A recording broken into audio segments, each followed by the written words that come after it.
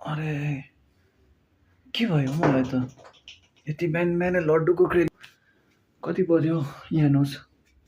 बिहानको 6 बज्दैछ होइन म चाहिँ लड्डु खोज्नु गएको फ्रिजमा छ छैन होइन चेक गर्छु लड्डु छ जस्तो लागेको थियो मलाई चाहिँ एकदम क्रेभिङ भयो क्या लड्डुको लड्डु रहेछ नि गाइस यहाँ लड्डु रहेछ लड्डुको पुरा क्रेभिङ भयो कि अन्त बिहानको 6 बजे चाहिँ नि मलाई सपनामा देखेँ क्या मैले त लड्डु यस्तो खानु मन परेको हो कि सपनामा लड्डु चाहिँ एउटा चाहिँ भाइको लागि राखिदिन्छु हो एउटा चाहिँ म खाइदिनु पऱ्यो गाइस के गर्नु अब